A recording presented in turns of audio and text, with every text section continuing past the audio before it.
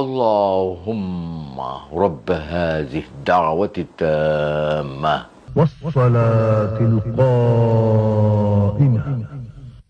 آت محمدا الوسيلة والفضيلة والدرجة الرفيعة وابعثه مقاما محمودا الذي وعدته إنك لا تخلف الميعاد।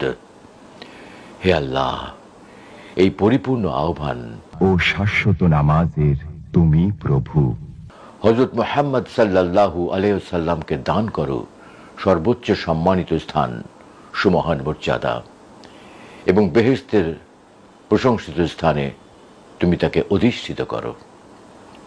নিশ্চয়ই তুমি প্রতিশ্রুতির ব্যতিক্রম করো না।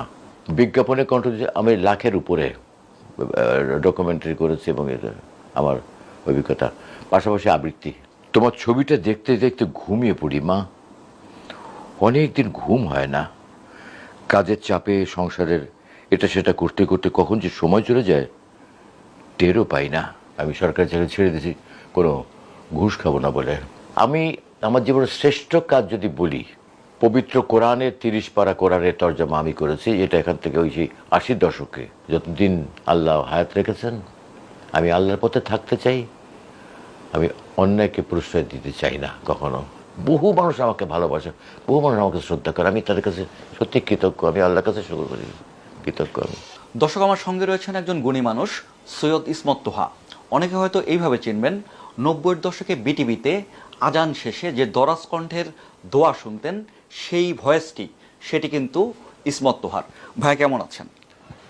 আলহামদুলিল্লাহ ভালো আছি এবং আমি সবসময় ভালো থাকার চেষ্টা করি। আপনার বর্তমান যে অবস্থা, যে কর্মব্যস্ততা, যদি একটু সেটি নিয়ে বলেন।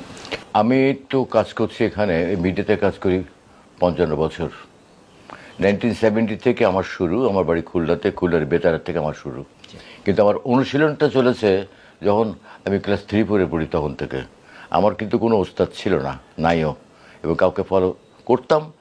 একটা মানুষ যখন কোনো আর্টিস্ট হতে চায় বা যে কোনো জিনিস হতে গেলে তাকে কিন্তু কাউকে অনুসরণ করতে হয়, কারোর অনুপ্রেরণা লাগে। তো আমারও এরকম ছিল, কিন্তু সেটা তাকে আমি কখনো চোখে দেখিনি। আমি তার কণ্ঠ শুনে মুগ্ধ হয়ে তার মতো করে পড়ার চেষ্টা করতাম। তখন আকাশবাণী থেকে খবর পড়তেন দেবদুলাল বন্দ্যোপাধ্যায়, বিজন বোস, নীলিমা সান্যাল, এনারা খবর পড়তেন, বিখ্যাত নিউজ রিডার। তো জীবন বোসের খবরটা আমার কাছে খুব আকর্ষণীয় মনে হতো। আমাকে ওনার কণ্ঠ আমাকে অনুপ্রাণিত করেছে এবং আমি তার মতো করে পড়ার চেষ্টা করতাম। আমি বুঝতাম না যে এত সুন্দর কণ্ঠ কোথা থেকে কীভাবে